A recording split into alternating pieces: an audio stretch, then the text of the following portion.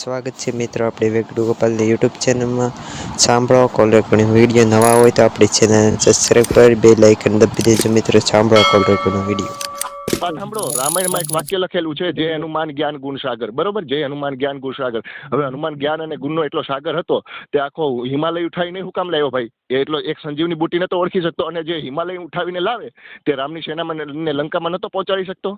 સમજી ગયા?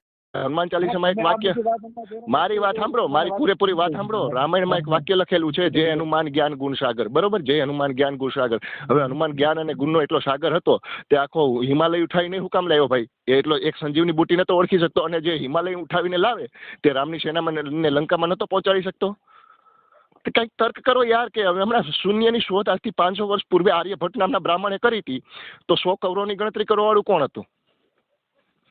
ગમે તે માણસ મરી જાય, તમારા કુટુંબમાં કોઈ પણ એક્સપાયર થઈ ગયું હોય તો એના નામ પાછળ સ્વર્ગ લખાવો છો. સ્વર્ગની શોધ કરનાર કોણ હતો? એનો મતલબ એવો થાય કે કોઈ પંડિત પુરોહિત ત્યાં સ્વર્ગમાં ગયો હશે અને ત્યાંની વાસ્તવિકતા જાણીને અહીંયાના લોકોને કીધું હશે કે સ્વર્ગમાં તો આટલી મજા છે, સ્વર્ગમાં તો બાગ બગીચા છે, ફૂલ છે, આવું છે, તેવું છે, અને નર્કમાં આવા આ રીતના લોકોને પીડા આપે છે, આ રીતના હેરાન કરે છે. કોઈ પંડિત પુરોહિત ત્યાં જઈને આવ્યો તો અને પછી અહીંયાના લોકોને સમજાવી તેની વાસ્તવિકતા. હવે આ ફક્ત મનુવાદી ઉપજ છે સાહેબ. મનુવાદી વિચારધારામાંથી તમે બહાર નીકળશો ને તો તમને વાસ્તવિકતાની નું ભાન થશે, અને વાસ્તવિકતા સમજાવવાનો પ્રયત્ન કરું છું. બીજું કંઈ નથી કહેતો. બાકી તમારે તકરાર કરવી હોય ને લડવું હોય તો કાંઈ વાંધો નહીં. એટી ટાઈમ ગમે ત્યારે જૂનાગઢ આવો, આપણે લડી લઈશું. બરોબર?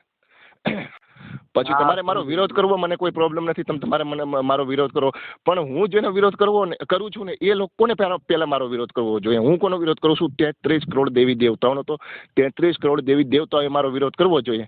તમારે સાઈડમાં ઊભું રહેવું જોઈએ, આ ખ્યાલ જોવો જોઈએ કે 33 કરોડ શું કરશે આનું. પણ એ તો મારો વિરોધ કરવા આવતા નથી.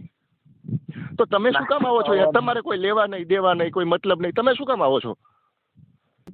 કમલેશભાઈ, હા, તમે સીધું માતાજીને દેવી દેવતા વિશે બોલો ને. પણ કઈ માતાજીને કઈ દેવી દેવતા? તમે મને કયો ને, એક એનો ચમત્કાર બતાવી દો, એનું જીવતું જાગતું સ્વરૂપ બતાવી દો. ચલો, હું તમારી માતાજીનું પૂજન કરવા તૈયાર છું, હું તમારી માતાજીની આરતી કરવા તૈયાર છું, હું તમારી માતાજીનો ભક્ત બનવા તૈયાર છું.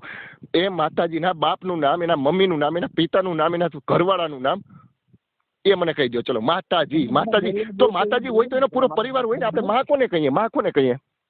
માં કોને કહીએ? મને કહો. આપણી જનતા હોય, એને માં કહીએ ને. માં કહીએ તો માના છોકરા પણ હોય, છોકરી પણ હોય, બાપ પણ હોય, દીકરો પણ હોય, અને પતિ પણ હોય ને?